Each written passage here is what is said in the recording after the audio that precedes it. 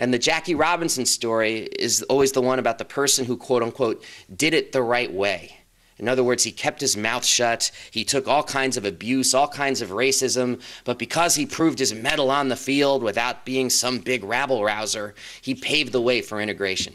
Now, the story is absolute bunk. I mean, the reality is that Jackie Robinson was, he was not a flawless person by any respect to the imagination. I talk about this in the book. Most famously or infamously, in 1949, he testified at the House of the Un-American Activities Committee at the request of Congress against Paul Robeson, and which is in and of itself a very interesting story, because, and he later called that the greatest mistake of his entire life.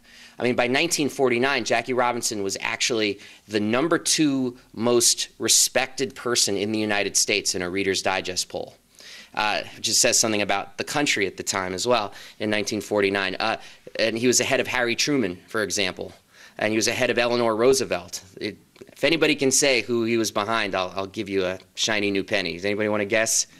Like, so it's Jackie Robinson was #2. #1 was Bing Crosby. So horribly lame this country was in 1949.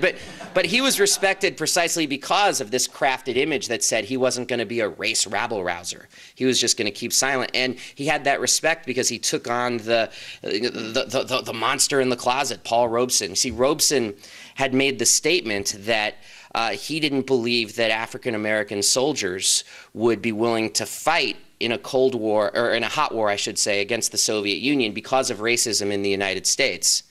And they called Jackie Robinson in to testify as a veteran, because he was a veteran in World War II, that that was actually not the case.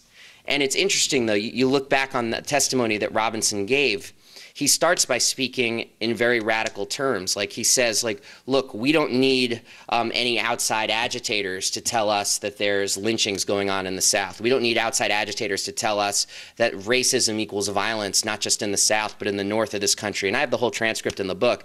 And as he was giving this testimony, you had particularly Southern members of the committee walking out, like just totally disrespecting him.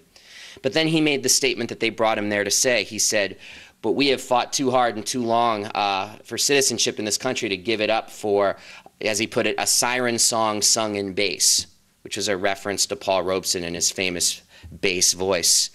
And once he said that, that was the headline of the papers the next day. Robinson smacks down Robeson, basically. And they went to Paul Robeson to get a response, and Paul Robeson refused to respond in kind to Robinson, because he said Jackie Robinson was just used for a political purpose, and I'm not going to throw wood on that. And Robinson said repeatedly over the years that he was wrong for doing that, precisely because he understood later in life what Paul Robeson understood perhaps a decade too soon to be fully appreciated, that there needed to be a merciless struggle if civil rights were ever going to be achieved in this country.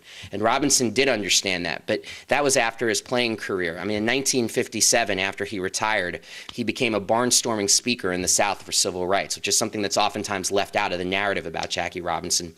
He was actually the #1 most requested speaker by Southern branches of the NAACP, which is kind of funny if you think about it, because the #2 most requested speaker was someone you might have heard of named Martin Luther King. And I always find that funny, because you think about people like at an organizing meeting saying, we need to bring somebody down here to rally the troops. Can we get Jackie Robinson? He's busy. All right, let's get Dr. King. Damn. Got to settle for Dr. King again. Can't get Jackie. And he would end his speeches, like he always had this line he would use when he would end his speeches. He would say, if I had to choose tomorrow between the Baseball Hall of Fame and full citizenship for my people, I would choose full citizenship time and again. And people would stand up and applaud, because he was speaking that very basic truth, which I think started in the radical movement in this country. But it was said once by the socialist candidate for president, Eugene Debs, who said, when I rise, it'll be with the ranks, not from the ranks. And he's saying, you cannot separate me from my people by saying that I'm some sort of model citizen or anything of the sort. Now, that was Jackie Robinson, and so I thought I knew that history. I did not. Another person whose history I certainly thought I knew, just because of his iconic status, was that on Muhammad Ali. I mean, I'm of an age where I was raised where to see Muhammad Ali as being almost this tragic figure, hurt so much by his blows he took in the ring, as well as Parkinson's disease. As one writer put it, Ali is our walking saint, as he put it.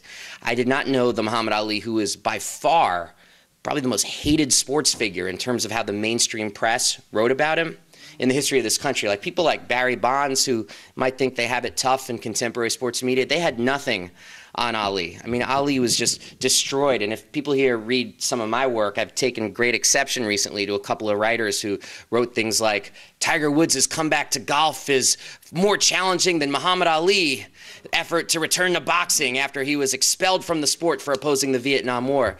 And I was just like, okay, now that I'm done banging my head into a wall, let me tell you why that's the stupidest thing ever written since the dawn of time, you know, things like that.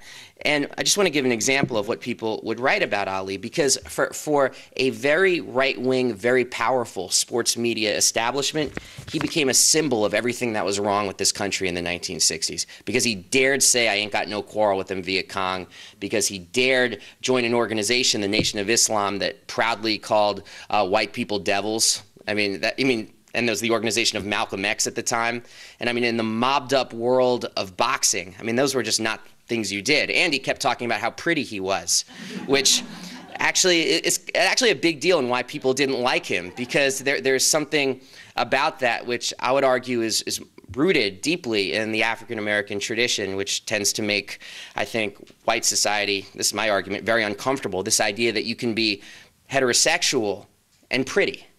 You know, they call that metrosexual today, but this idea of being pretty and being proud to do that in a sport that's so deeply masculinist as boxing is was something that really people did not like at all.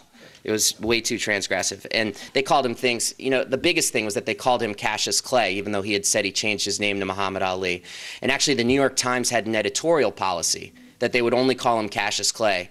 And that was for 6 years after he changed his name. This is the New York Times, the supposed icon of liberal print journalism. And it also became a signpost of where you were in this country in the 1960s. Like if you were for the war in Vietnam or against the war, if you were for the African-American freedom struggle or against it, whether you called the champion of the world and then later the exiled champion of the world Muhammad Ali or Cassius Clay, it said something about you, about where you stood. Muhammad Ali. But there was this other side of Ali as well, and that's in 1968 when he was banned from the sport for opposing Vietnam, when he was facing a 5-year prison sentence in Leavenworth for his beliefs. He actually went on the road, is what he did. His passport was also taken away. I mean, they were trying to do to him what they actually did to Paul Robeson, which is basically make him a prisoner in his own country. But Ali, and this has everything to do with the tenor of the times in the 1960s as opposed to the McCarthyite era that Robeson found himself in, he went out on the road. And Muhammad Ali, he spoke on 200 college campuses in 1968. And you think about that, 4 campuses a week, every week. And he would do these speeches for college students, and he would say, who's the real champ? And all the young students would, of course, go, Ali, Ali. New York Times is calling him Clay. His audience is saying Ali. And then he says, can they take my belt without me being whooped? And they would chant, no. And then it was amazing. So if you're following what I'm saying here, and there's so much more to say about it, I could also talk about Tommy Smith and John Carlos, Kurt Flood. I mean, there's so many names of people who really demonstrate the way sports is actually an incredible way to understand the history of race and racism in this country.